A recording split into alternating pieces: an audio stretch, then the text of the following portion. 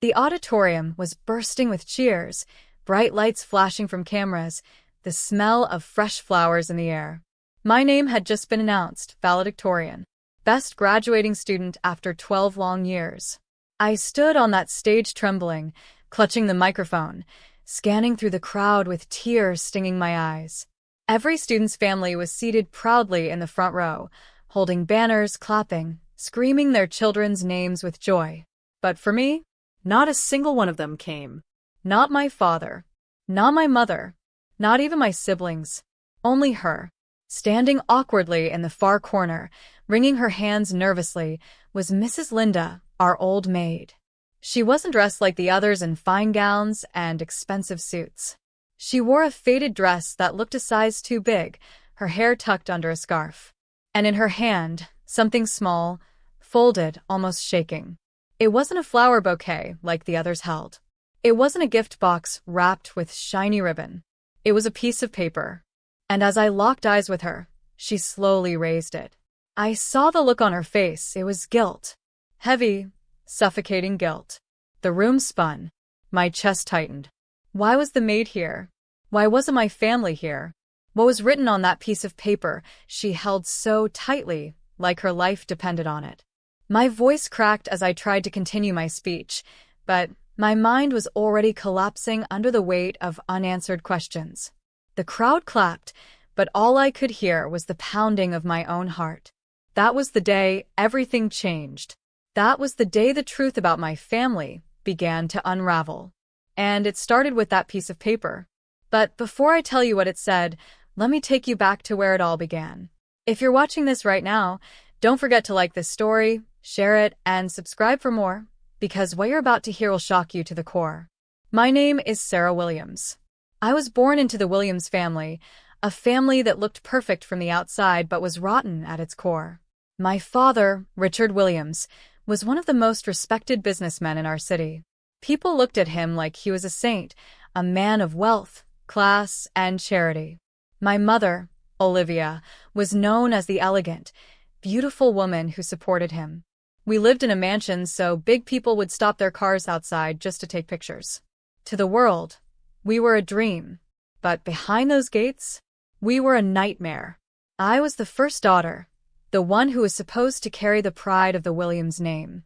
But instead of love, I grew up with blame. My father never forgave me for being a girl. He wanted a son. And when my younger brother Ethan was born, he made sure I knew where I stood second place. Unwanted. Still, I tried to please them. I studied harder than anyone else in my school. I stayed up nights, pushing through tears, hunger, even sickness, just to make straight A's. I thought maybe, just maybe, if I became the best, they would love me. But no matter what I achieved, my father dismissed it as ordinary. My mother turned her eyes away. And my siblings? They followed my parents' lead, treating me like I was invisible. The only one who ever saw me, truly saw me, was our maid, Mrs. Linda. She had worked for us since I was a child, and though she was poor, she had a heart of gold. She would sneak food to my room when my father refused to let me eat until I finished extra lessons. She wiped my tears when my mother slapped me for speaking out of turn. And she whispered in my ear when I was at my lowest, "Keep going, Sarah. One day, they'll regret this." One day. That day was supposed to be my graduation. But here's the thing, I didn't just survive those 12 years. I became unstoppable. I joined debates, I won science fairs, I led student councils. By senior year, my name was plastered everywhere as the girl who could do anything. And when the list came out confirming that I was the best graduating student, I thought finally, they would be proud of me. The school sent out golden invitations to every family. Every single Williams got one. My father, my mother, my siblings. Everyone. They were seated in the reserved front row with their names on the chairs. But the chairs stayed empty. The whispers began. Parents glanced at me with pity as their children's cheers echoed. Teachers avoided my eyes, embarrassed for me. And then I saw her, Mrs. Linda, walking in late, holding that strange folded paper. At first I was angry, ashamed. Why was she here? Why had my family sent her instead? Did they think I was so worthless that the maid would be enough to represent them? But then I saw the way her hands trembled. I saw the way her lips pressed tight, like she was holding back words she didn't want to say. That was when I knew. She wasn't just here as a replacement. She was here with a message. And that message would destroy everything I thought I knew about my family. Because when I finally unfolded that piece of paper later, my whole world collapsed. It was the beginning of the end, and it dragged me into a storm of betrayal, courtroom battles, and revenge so cold it still burns in me today. But before we get there, let me tell you how the cracks in my family began to form, how the lies started, and how the fire inside me was lit long before that graduation stage. I was 10 years old when the first betrayal came. It happened one summer night that summer night, I remember sneaking out of my room to get a glass of water. The house was quiet, too quiet, except for faint whispers drifting from my father's office. I should have gone back to bed, but curiosity has always been my curse. I tiptoed down the hallway, heart pounding in my chest, and pressed my ear against the door. What I heard shattered everything. "Make sure Sarah never inherits a dime," my father's voice said, cold and sharp. "The company, the estate, everything goes to Ethan. She's just a mistake we're forced to live with." My mother's voice followed, calm but poisonous. "But Richard, people will ask questions. She's already smarter than Ethan. Teachers praise her every chance they get. What if she overshadows him? That could embarrass us." "Then make sure she doesn't," he snapped. "Do whatever you must. Just keep her beneath him. Do you understand?" I froze. My throat tightened, my little hands trembling on the door handle. They didn't just ignore me. They planned to erase me. My own parents. From that night on, I began to see the truth. Every punishment, every dismissal, every cruel word. They weren't accidents. They were part of a strategy to break me down, to keep me from ever rising. But what they didn't know was that their cruelty built something stronger in me. Every insult became fuel. Every slap became fire. I swore that night, I will not be erased. I will not be their mistake. One day, I will make them kneel before me. Still, even with my vow, the years that followed were a war. They sabotaged my projects, tore up my assignments, blamed me for things I didn't do. My father once accused me of stealing from him, and though I was innocent, he locked me in the basement for 2 nights without food. My mother told guests I was troubled and needed discipline, while Ethan and my sisters laughed at my tears. And yet, I kept rising. Mrs. Linda was the only one who encouraged me. She would say, "They may have money, but you have something greater. Courage. Hold on to it." I clung to her words like a lifeline. But courage has a breaking point. When I turned 16, that breaking point came. My father accused me of cheating during finals, a lie planted by Ethan, who stole my answer sheet and handed it to the school board. I was dragged before a disciplinary committee. My father refused to defend me. My mother pretended not to know. They wanted me expelled. I sat in that office, tears streaming, my whole future hanging by a thread, when something unexpected happened. Mrs. Linda stormed in with proof. She had found Ethan's hidden stash of my stolen papers. She exposed him, right there in front of the board. Ethan was suspended, and my record cleared. That was the first time I saw my father's mask slip. He looked at me with pure hatred, a rage so deep I knew he wouldn't stop. He would come for me again. And he did. By the time I turned 18, I had enough scholarships to pay my way through college, far away from home. But the Williams family wasn't done with me. Oh no. Their claws reached even into the university. My father cut off financial support. My mother spread rumors that I was unstable. And Ethan? He made sure I was shunned by anyone connected to the family business. But I fought. I worked 3 jobs, studied through exhaustion, and still came out on top. Each year, my name rose higher. Each award I won was another slap in their faces. And yet, no matter how much I succeeded, they never showed up. Not once. Until the day of my graduation, when instead of them, only Mrs. Linda came. With that folded piece of paper. What was on it? I didn't open it right away. I was too hurt, too humiliated. But later that night, in the silence of my dorm room, I unfolded it, and the world stopped. It wasn't a letter of congratulations. It was a legal document, a copy of my father's will, and in bold black ink, underlined, were the words that made my hands shake and my blood run cold. To be executed upon my death, Sarah Williams must never inherit anything from my estate. If she contests this will, the evidence of her crimes will be presented in court. Crimes? My heart pounded as I flipped the page. Attached was a police report, fabricated, forged, but official-looking enough to destroy me. It accused me of embezzling money from my father's company accounts. Money I had never even touched. He had built a trap. A lie so strong it could send me to prison if I dared to claim what was rightfully mine. I couldn't breathe. My family wasn't just erasing me from their lives. They were framing me. Mrs. Linda explained, her voice shaking, that she had risked her life stealing the document from my father's desk. You need to know the truth, Sarah. They won't stop until you're ruined. And she was right, because the very next morning, police knocked on my dorm door. Sarah Williams, the officer said, pulling out handcuffs. You're under arrest for financial fraud. The metal of the handcuffs was ice cold against my skin.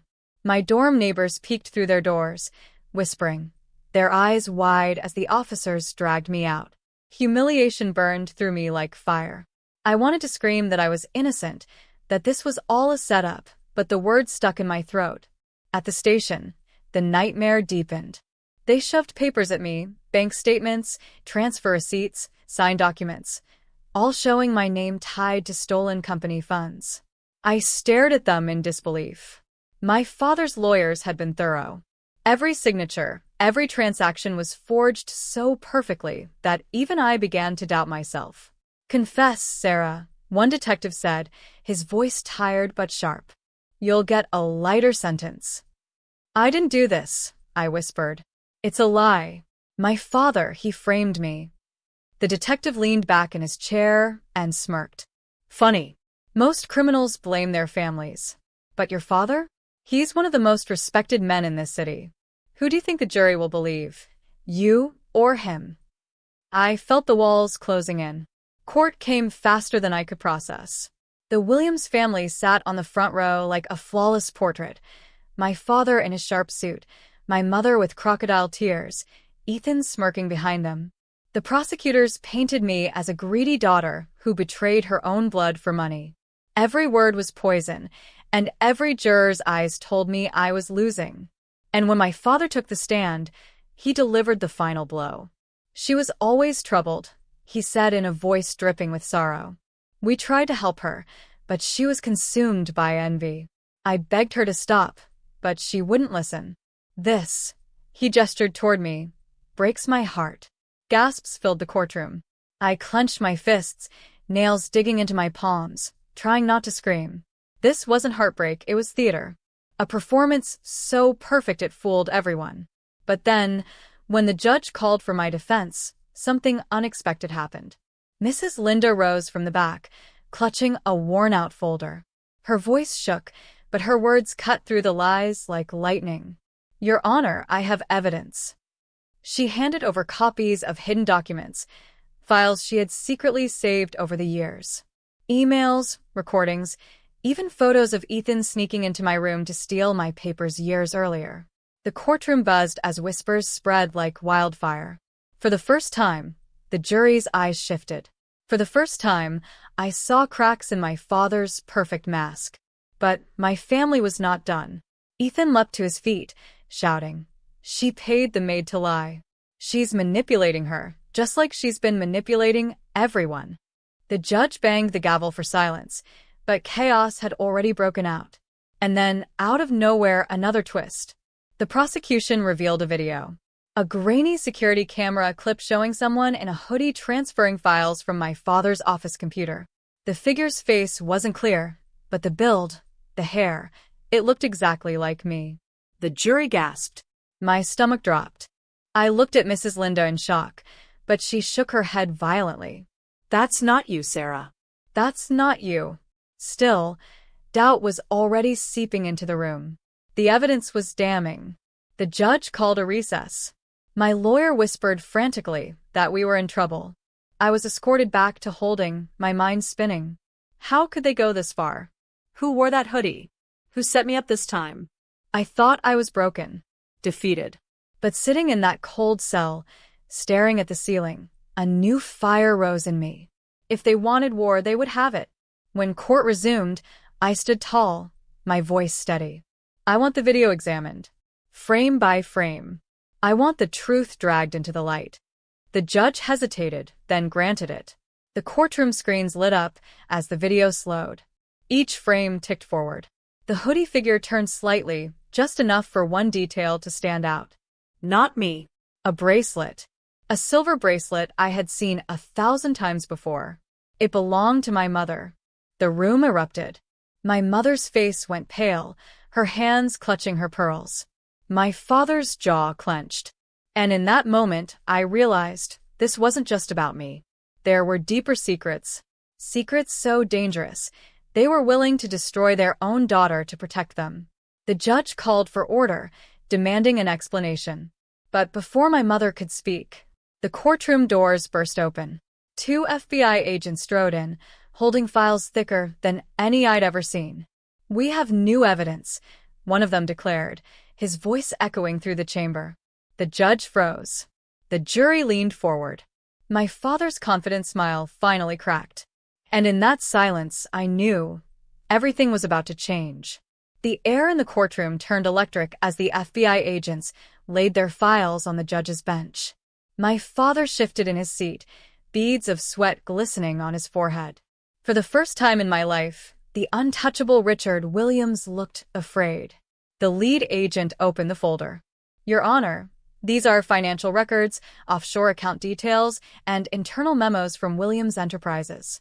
They prove not only massive embezzlement, but also direct links to illegal arms deals." The room gasped. My lawyer's jaw dropped. The jurors stared wide-eyed. But the agent wasn't done. He pulled out another set of documents. "And these," he said, holding them high, "are communication logs between Olivia Williams and her husband, plotting to pin the stolen money on their own daughter, Sarah Williams, in case investigators ever closed in on them." All eyes turned toward my parents. My mother's face drained of color. My father slammed his fist on the table, trying to shout over the chaos. Lies. All of it. Fabricated by my enemies. But it was too late. The FBI had recordings, phone calls, emails, even surveillance footage. My father's booming voice echoed through the speakers. "Frame her. Make Sarah the scapegoat. If the company goes down, she takes the fall." The world I had carried on my shoulders suddenly flipped. For years, they had tried to erase me, break me, and bury me under their lies. And now, live in front of the whole courtroom, their empire was collapsing.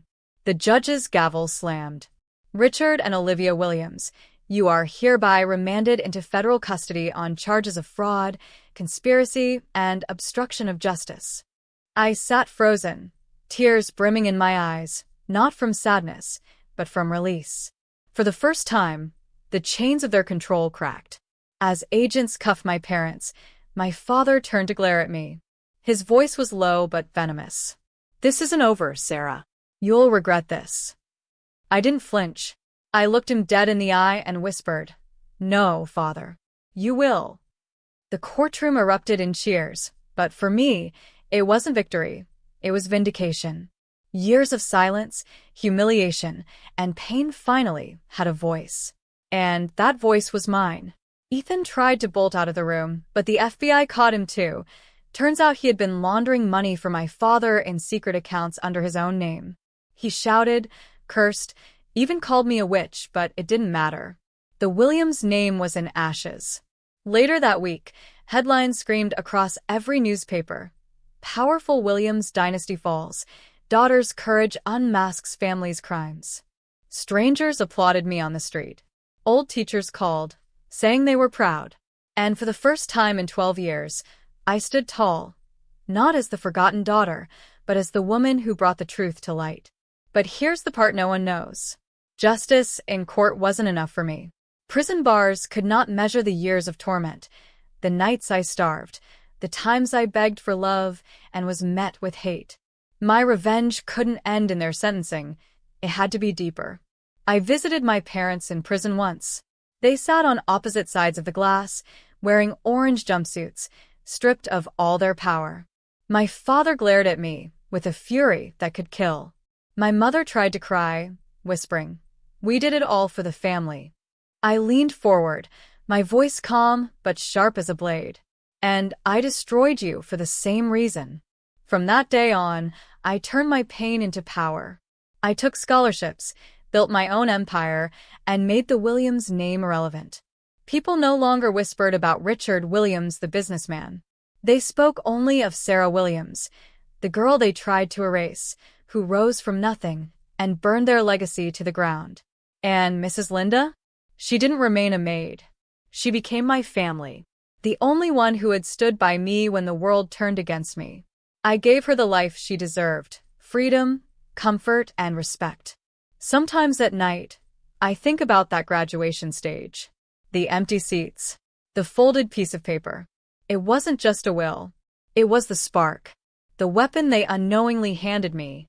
Because after 12 years of silence, I finally learned the truth. When your family tries to bury you, don't just survive. Rise and bury them instead. And that was my revenge.